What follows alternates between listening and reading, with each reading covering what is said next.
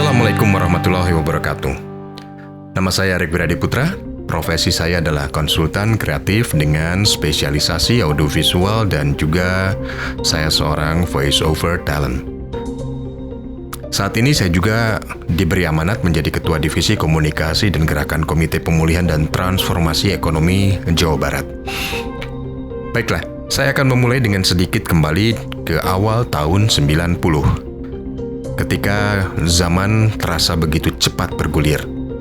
Rasanya baru beberapa tahun lalu kita masih menikmati sajian audio video lewat pita kaset analog.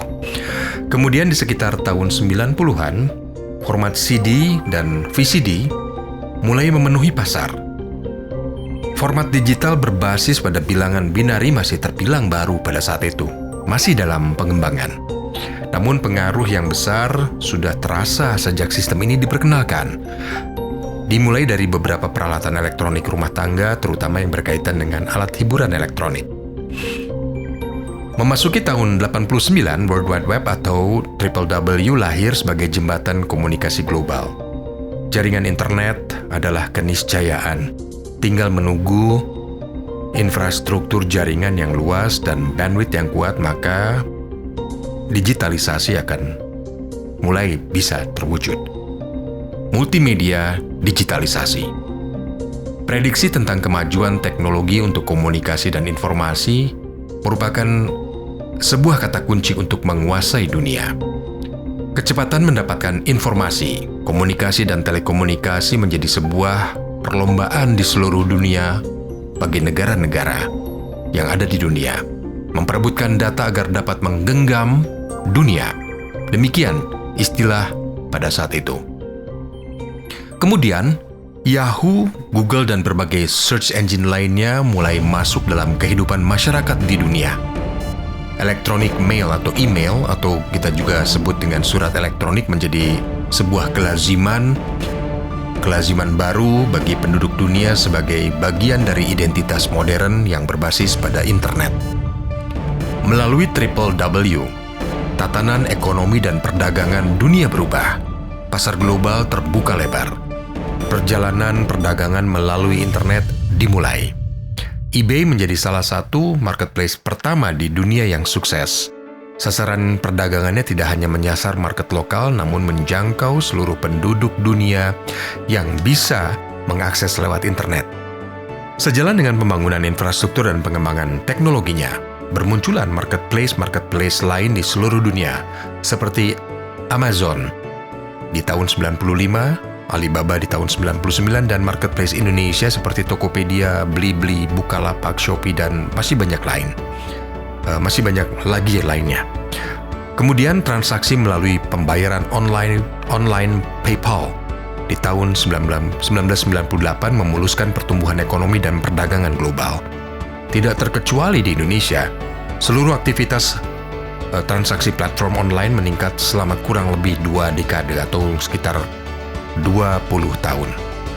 Pada tahun 2005, 3 orang mantan karyawan PayPal mendirikan YouTube sebagai online video sharing platform, sehingga seluruh dunia dapat menyaksikan semua konten video dari berbagai belahan dunia. Pemilik konten YouTube bisa mendapatkan uang dari video yang diupload. Istilahnya adalah monetizing. Dan masih banyak lagi aktivitas dunia maya yang bermunculan, termasuk Facebook, Twitter, Instagram, dan banyak lagi sebagai media sosial. Manusia memiliki dimensi baru yang sangat luas, sekaligus dunia yang terasa menjadi semakin sempit dan kecil. Perubahan tidak lagi bergerak lambat seperti saat kita masih mengenal teknologi analog. Teknologi digital yang saling terkoneksi membuat perubahan perilaku. Inovasi terjadi setiap saat di belahan atau di berbagai belahan dunia manapun dan menyebar secara cepat. Follower menjadi parameter popularitas dan saling mempengaruhi. Perubahan terjadi di semua lini. Ini baru sebuah awal, sebuah permulaan perjalanan panjang. Ketika teknologi begitu erat dalam genggaman, teknologi menjadi indera yang dicangkok pada manusia. Demikian. Kecepatan perubahan teknologi tentu saja merubah perilaku manusia. Alat komunikasi tidak hanya berfungsi untuk berkomunikasi, namun juga berbagai fungsi yang ditanam dalam satu perangkat. Selain sebagai alat komunikasi, handphone juga berubah menjadi sebuah perangkat pintar yang kita sebut dengan smartphone. Perkembangan alat komunikasi seluler dengan kemampuan standar menjadi smartphone hanya membutuhkan waktu kurang dari 20 tahun. One gadget, multi-purpose. IoT, Internet of Things, adalah perangkat yang dapat berinteraksi aktif dengan manusia. Tentu saja, perkembangan teknologi yang terjadi mengakibatkan perubahan perilaku pada manusia. Teknologi memberikan kemudahan signifikan pada manusia. Sekali tersentuh fasilitas yang memudahkan manusia, maka akan sulit manusia untuk meninggalkan fasilitas itu, meninggalkan kemudahan-kemudahan yang pernah dialami. Fase tradisi digantikan dengan cara instan. Dari pesan sayuran yang biasa kita konsumsi dan kita beli sehari-hari di tukang sayur yang berkeliling di kompleks kita, hingga membeli barang aneh yang super jarang sekarang dengan mudah dapat kita cari melalui internet. Disruptive technologies menciptakan pasar baru, menciptakan pasar yang baru sehingga mengganggu atau merusak pasar yang sudah ada dan pada akhirnya menggantikan teknologi yang terdahulu. Tentu saja, perkembangan teknologi ini merubah perilaku manusia. Manusia beradaptasi dengan cepat, mengeksplorasi fasilitas teknologi sesuai dengan prioritas setiap individu. Dan setiap produsen teknologi terus-menerus mengakomodasi kebutuhan dan keinginan manusia yang tidak pernah terpuaskan. Selama manusia meminta dan teknologi menyediakan, maka tidak akan pernah berhenti.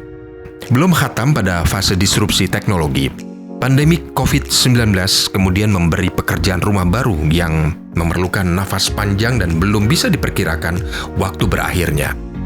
Akibatnya sebagian besar masyarakat dunia mengalami ketakutan terpapar virus yang dianalisa sebagai virus yang cepat penularannya dan cukup mematikan. Nyatanya akibat virus ini hampir seluruh sendi ekonomi dunia mengalami kelumpuhan. Kita tidak akan membahas soal virus ini. Fokus kita adalah bagaimana mengoptimalkan keadaan saat ini melalui pengetahuan, pengalaman, dan teknologi yang kita miliki saat ini.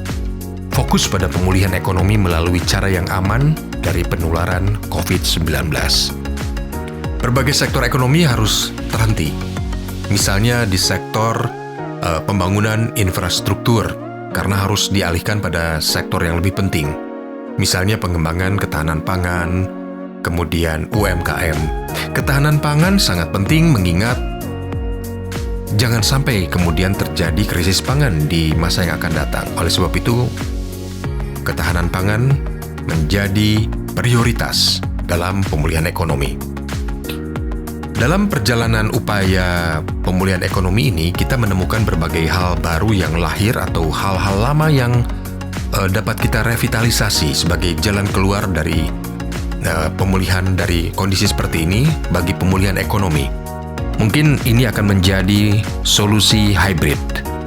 Hal-hal baru dan hal-hal lama yang direvitalisasi menjadi sebuah solusi. Disrupsi teknologi seolah menjadi bagian dari datangnya pandemik. Ketika masyarakat dihimbau untuk tidak banyak melakukan mobilitas dan aktivitas jika tidak diperlukan, maka marketplace berbasis teknologi seolah memberi jawaban dan solusi pada kondisi saat ini. Sektor usaha mikro kecil menengah, usaha kuliner rumah tangga bermunculan, menggeliat mencari bentuknya, memasarkan dari lingkungan terdekat, dari teman ke teman, dari tetangga ke tetangga, menjadi produsen dan menjadi konsumen. Penggunaan barang dan bahan impor mulai berkurang dan beralih pada barang-barang dan bahan berbahan lokal, semacam substitusi dari barang-barang impor atau bahan-bahan impor menjadi bahan-bahan atau bahan baku dari lokal.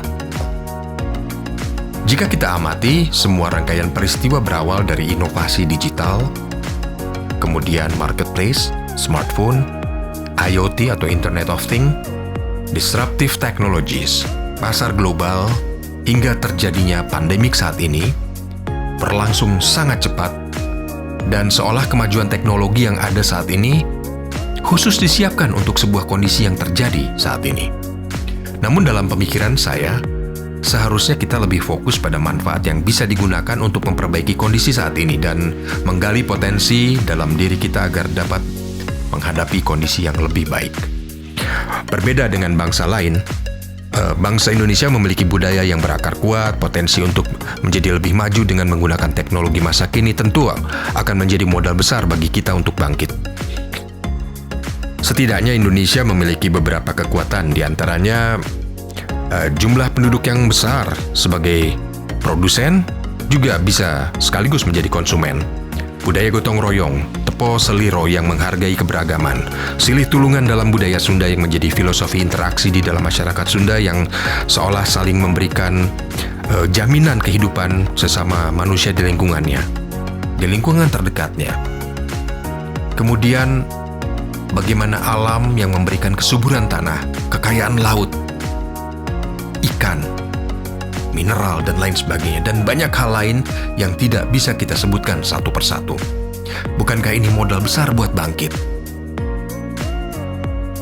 Jadi kalau kita dapat memetik hikmah dari semua rangkaian kejadian ini, momentum ini bisa kita jadikan sebagai momentum kebangkitan ekonomi, kebangkitan budaya, dan potensi lainnya. Karena anugerah alam, jumlah manusia, ragam budaya, dan teknologi yang ada ini telah melengkapi syarat untuk menghadapi persoalan saat ini dan persoalan-persoalan yang akan ada di masa yang akan datang. Tentu saja dengan tetap menjaga visi bangsa dan kekompakan dalam melakukan perbaikan dan revitalisasi. Karena tahap transformasi memerlukan kesabaran, konsistensi, determinasi, dan persistensi atau kegigihan. Tinggal kita bertanya pada diri kita, maukah kita memanfaatkan momentum ini untuk bangkit dan bersatu menghadapi masalah-masalah yang akan kita hadapi bersama. Tujuan pemulihan ekonomi tentu bukan sekedar mengembalikan kondisi ekonomi pada kondisi sebelum pandemik, namun harus lebih memiliki kesadaran dan peka atau sensitif terhadap perkembangan dunia yang semakin cepat berubah dan masuk melalui pintu manapun ke negara kita. Bangsa Indonesia seharusnya bukan bangsa yang menjadi bangsa followers, tapi harus menjadi bangsa yang inovatif, kreatif, dan menjadi bangsa yang disegani karena memiliki karakter yang kuat.